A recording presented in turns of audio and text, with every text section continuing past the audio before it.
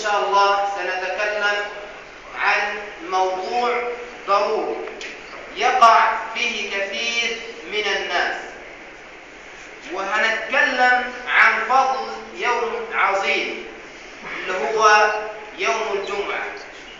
صلى على النبي محمد صلى الله عليه وسلم. يوم الجمعة ده عيد المسلمين الأسبوعي، يجتمعون فيه يسمعون فيه كلام الله ويسمعون فيه كلام النبي محمد صلى الله عليه وسلم.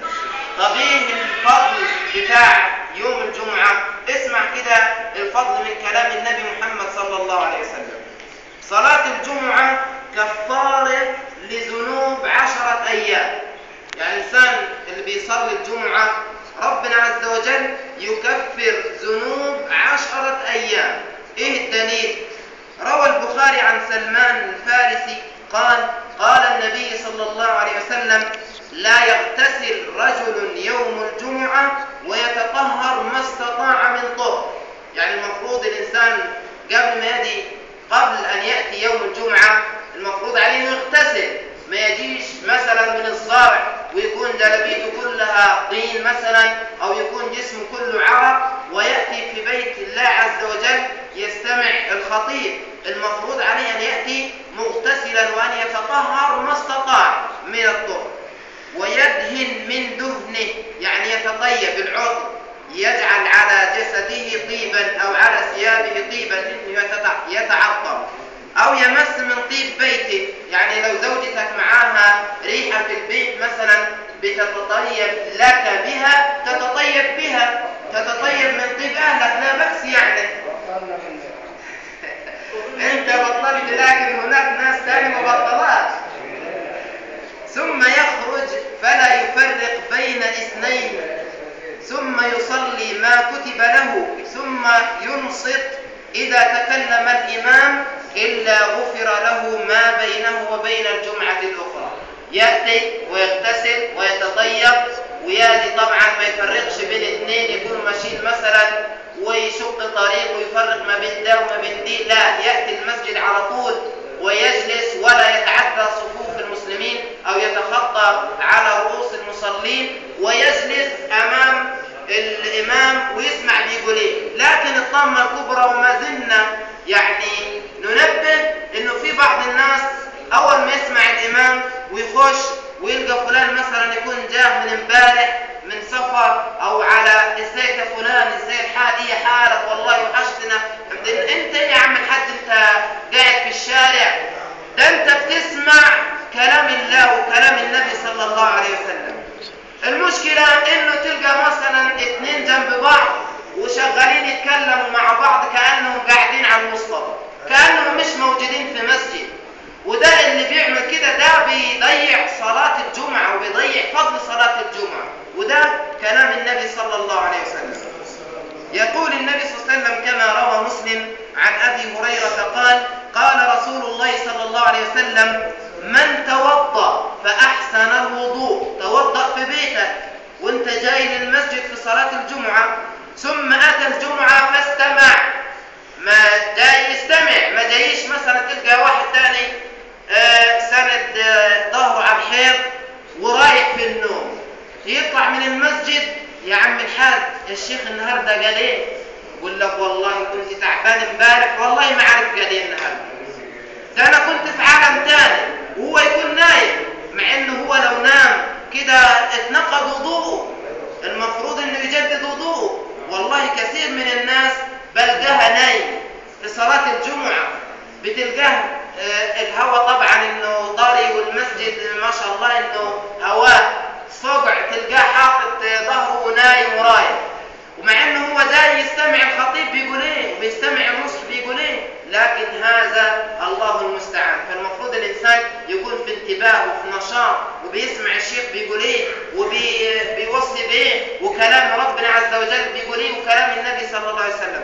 فالنبي صلى الله عليه وسلم يقول: من توضأ فأحسن الوضوء، يعني في بيتك عند وضوء المسجد، ثم أتى الجمعة فاستمع وأنصت، يعني أصغى أذنيه للشيخ والإمام بيقول ايه وأنصت، وغفر له ما بينه وبين الجمعة وزيادة 3 أيام. ده انت مش هيغفر لك للجمعة لا، ده وزيادة كمان 3 أيام يغفرها الله لك سبحانه وتعالى. ومن مس الحصى فقد لغى. لو حضرتك انت في عهد النبي صلى الله عليه وسلم كان المساجد ما كانش فيها مكت كالوضع اللي احنا فيه الآن، لا ده كان من حصى وكان رملة، وكان يصلوا على الرملة، وكان يصلوا أحيانا لما كانت تنزل طين كان النبي صلى الله عليه وسلم يضع جبهته في الطين صلى الله عليه وسلم يسجد لربه. حضرتك انت لو الإمام شغال بيخطب وانت حضرتك عم تلعب في المكتة كده وتجيب فيها يمين وشمال، يبقى كده كأنك قاطعت الإمام، يبقى كده الجمعة بتاعتك ثوابها راح عليه. فما بالك اللي عم يتكلم، فما بالك باللي بيستمع للي جنبه وبيقول له والله صحيح والله. وفي ناس يعني عاوزة تقص قصة ويستمع، يعني يكون الإمام شغال فوق وهو عايز يشتغل تحت. صلى على النبي محمد صلى الله عليه وسلم.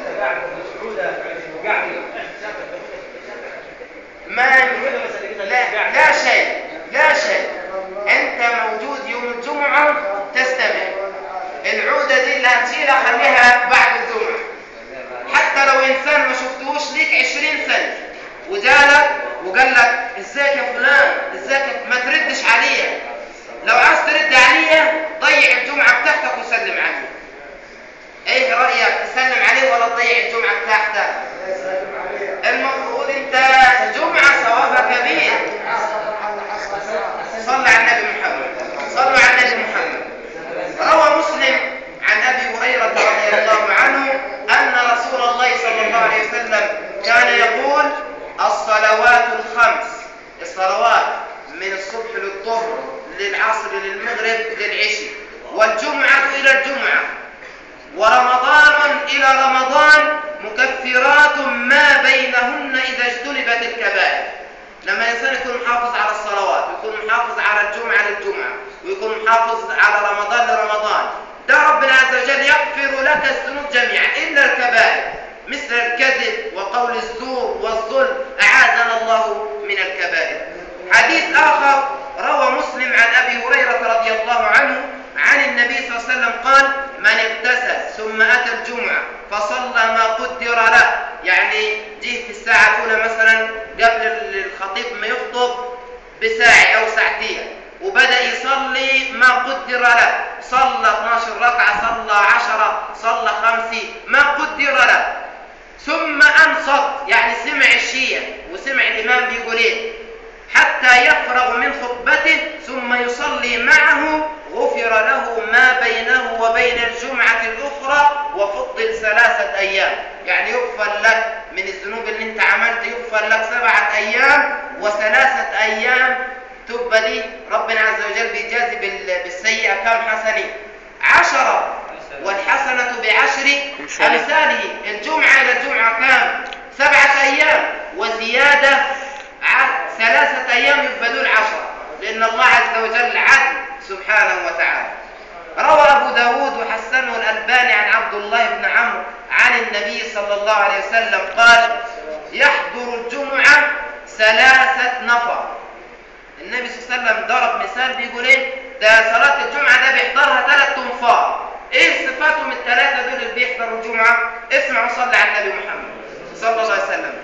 نفر رجل حضرها يلغو، صاحبنا ده اللي بيقعد على الحيط وبيستمع لصاحبه الثاني، والشيخ اول والله شوف الشيخ عمل ايه وشوف انت عمل ايه النهارده والله صح مش عارفين، وهو الامام بيخطب رجل يلغو وهو حظه منها، يبقى هو ما حظهوش حاجه اصلا ان هو لغى، بس حظه منها انه هو لغى في المسجد ولم يستمع للإمام. ورجل حضرها يدعو فهو رجل دعا الله عز وجل، ما بيصحاش غير في آخر الدعاء، أول ما يقول الشيخ فسندعو وأمن.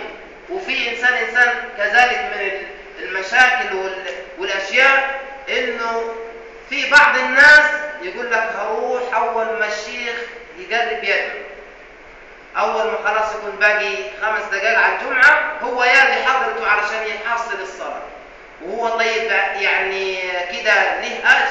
لا، الملائكة قفلت الدفاتر بتاعتها وخلاص خلص الموضوع، كان عاد تصليها زي ما احنا بنصليها. لكن المفروض على الإنسان يوم الجمعة ده يكون مقدس، حتى تجد اللي على باطل، اللي دينهم على باطل ما بيشتغلوش في يوم الجمعة.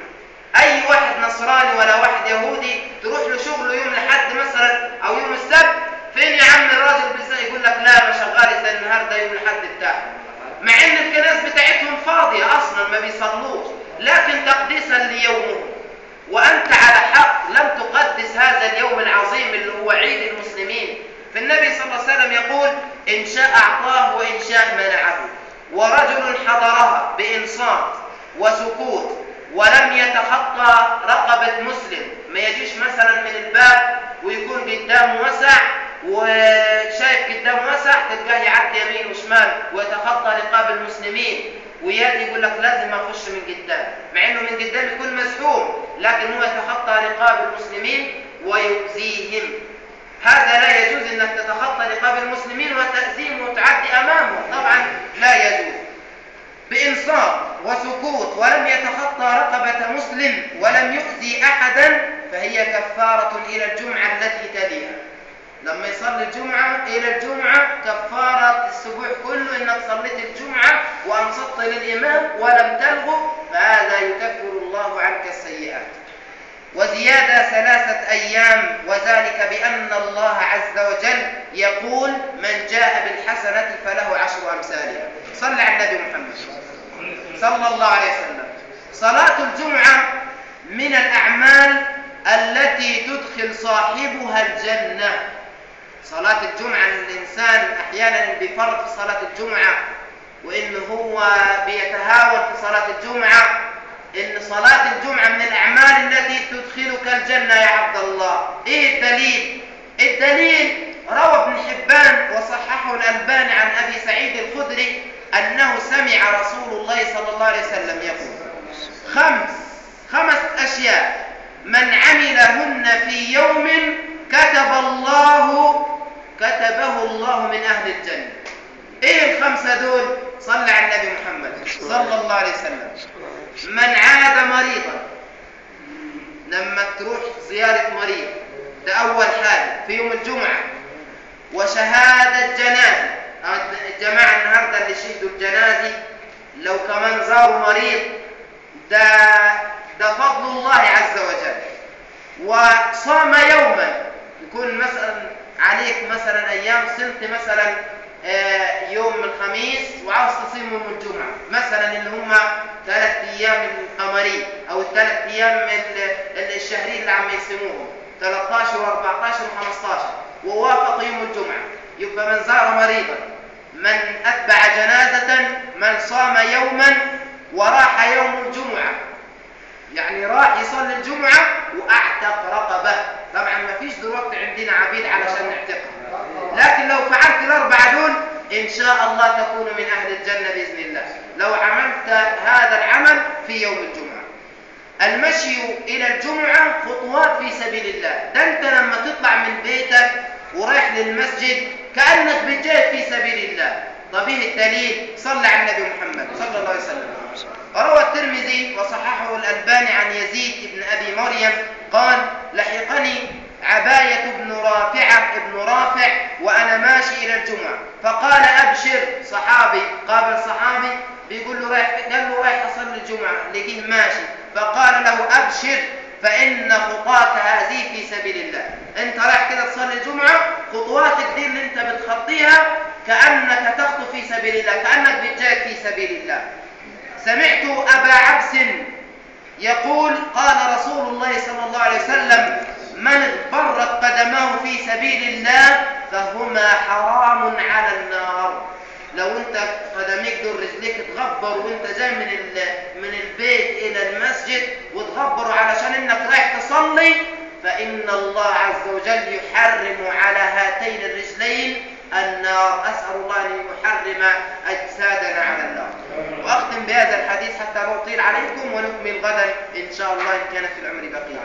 في رواية للبخاري عن عبد الرحمن بن جبر أن رسول الله صلى الله عليه وسلم قال: ما اغبرت قدم عبد في سبيل الله فتمسه النار. يعني أي رجلين اغبرت في سبيل الله فإنها لا تمسها النار بمشيئة الله وبقدرة الله. هذا فضل يوم الجمعة، وهذا فضل أعمال يوم الجمعة. فعلى الإنسان إنه ينتظر اليوم ده ويأتيه بفارغ الصبر، ولا يضيعه، ولا تلهيه أمواله ولا أولاده ولا زرعه. وأسأل الله العلي العظيم أن يجعلنا من الذين يستمعون القول فيتبعون أحسنه. اللهم آمين.